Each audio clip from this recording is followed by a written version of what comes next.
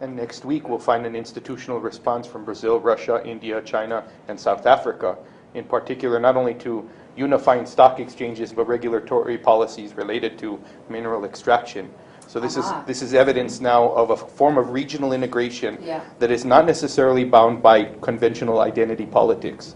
You know, you have the European Union, which is European. There's a history behind the EU. Right. You have Mercosur, which is Latin American. And so these conventional barriers or boundaries are defied by BRICS or BRIC or whatever you want to call it. But BRIC is now evidence of an emergent something. And it has global significance because there is no litmus test or point of orientation for how people are organizing before the fact that it's economic in its fundamental organizational structure. And that's important to consider too, because all around the world right now, particularly out of the United Nations systems, there's a myriad of different documents and things that are coming down the pipeline that reinforce these notions for improving some of these situations. So the idea is, again, is how do you work across all these multiple boundaries and get everybody on the same page? I mean, you mentioned indigenous rights for people. The World Health Organization also has produced a document regarding the issue of social determinants of health for indigenous peoples and how that means. So, in other words, as we look at these social determinants of health, we're talking about, let's move beyond risk factors and talk about protective factors. Everybody needs affordable housing. They need clean recreational spaces, the green built environment. People should have living wages. Health and education are human rights. So all of these things are embedded in these issues that are part of this discussion that needs to take place. It's an amazing thing. I think one of the things that happened last year that was really interesting was that the General Assembly designated 2011 as the International Year for People of African Descent. And in that document, they called for respect and honoring the United Nations Declaration of Human Rights and all the covenants that we talked about before in terms of cultural, social, political rights, economic rights, rights of women, rights of children, rights of migrant workers, rights of people to cross borders. I mean, everything was included in that. But you heard very little about that within the Western world in terms of getting people onto this. I listened to the UN conference when those bills were enacted. And nations from all over the world, Brazil, Argentina, Venezuela, nations from the Caribbean, from Africa and other places, Australia, everybody showed up, but there was no representation from the United States. And I thought that's very interesting that the United States would not show up. This is Simon says you mentioned something like the Surrey Treaty, the Convention against eliminating racial discrimination, xenophobia, and so forth. The U.S. is still not in compliance with that, and they're still not in compliance with several of the other covenants. Although they did ratify the treaty about 10 years ago, but the U.S. is, like 6 reports behind. Well, we have a problem. The U.S. doesn't care about foreign policy. You don't see any of the debates asking. One of the big conventions we haven't signed is Rights of the Child. Us and Somalia. We're the only countries that haven't signed, and we haven't signed CEDAW, the rights of women, not to be discriminated against. It's just a travesty that we haven't signed those two. It took us 40 years to sign the Genocide Treaty, but nobody's asking Rick Santorum or Mitt Romney, why aren't we signing CEDAW? Why aren't we signing the CRC, the Rights of the Child?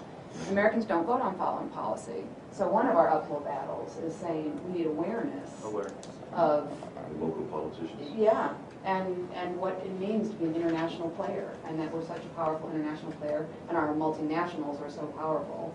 We need to know what they're up to. And we need to care. So this is a good. Oh, please go ahead. Well, I was going to say this is an interesting breaking point for me because when we talk about this issue of awareness, which is it seems like we keep coming back to this, and I'd like to point out on the RICA map again that when we look at some of these areas and in terms of like the Congo, when mining happens or when these issues go before a government or somebody who's making these decisions, New Mexico, Oregon, a lot of these places, there's a lot of distance between the communities. You look at areas in Africa, there's a lot of distance between the communities, and it goes back to the notion of a decentralized government and the fact that when we have a decentralized government or a fractured military force that's made up of a bunch of different paramilitary forces, speaking of other areas, that it seems like we have a serious problem with awareness, and when it's centralized, when we talk about these issues, they become strategic resources. When it's decentralized, they become conflict minerals. And what's the definition of a strategic resource? I haven't heard that term. That one we actually didn't define. Well, I was thinking about that when we came that's in a, this that's, morning. that's a, that's a That's our other national, one. that's a point of national privilege. I mean, Okay. that's why this is problematic. And what I wanted to say about this point of intervening in this discussion now is we've come to a point where we have identified the nation state as really being a problematic entity within this discussion of conflict minerals. We've also identified that there are regional entities that are emergent, but yet they haven't been fully crystallized yet. We've seen BRICS, BRIC, all sorts of different types of NGOs, multinational enterprises. The documents themselves are institutional, that you referred to, the treaties, the covenants, the declaration. They're ideological institutions in one sense. So we've already identified a whole plethora of different institutions that are acting within the world system. And then to go back to Dr. Martin's point, if you look at the RICA map again, this is also a very interesting, if you mapped on the post-colonial encounter or the colonial encounter with the United States, it maps on quite clearly, especially particularly with Native Americans and with the Spanish-French colonial encounter, the Louisiana Purchase. I mean, I know that Louisiana is not in there, but the remainder of that property is still up there. So there's a direct relationship between post-coloniality, the historical circumstances that produce mining, extraction, and the ability to extract in a particular region. Nobody is ever going to suggest mining in upstate New York. It's not going to happen, not in the same way that it's going to happen in these particular regions. It just won't. That might be an interesting overlay for the map that we're going to try to do. That's right. And for those of you who aren't aware, the work that you're doing right here is going to be added as a huge structural institutional map on the Council on Foreign Relations website. It will, all of the work that you're doing right now and all your suggestions are going to go into how we configure that map.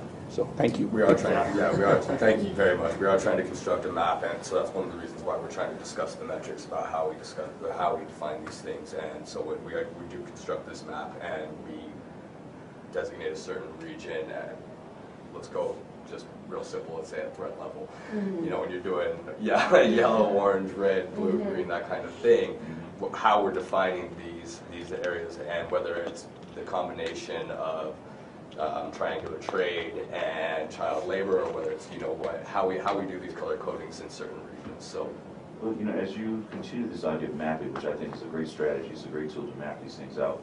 If you get a chance, look at Walter Rodney's book, written in 1972, called How Europe Underdeveloped Africa, where he details that whole historical event of imperialism, colonialism, and its manifestations until today.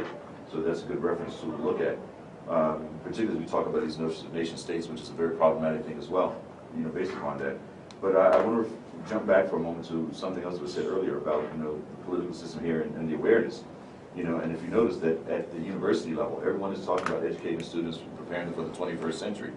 You know, again, we need to question what does that really mean also too, but, you know, as we hear this rhetoric, it is curious to note that in certain states like Arizona and New Mexico, and there are a few others I haven't finished checking yet, but there have been bills that have been introduced over the last year or so that basically, you know, if passed in those states, which suggests that, say, someone like Arizona, for example, does not have to follow international law or pay attention to certain types of issues. Yeah.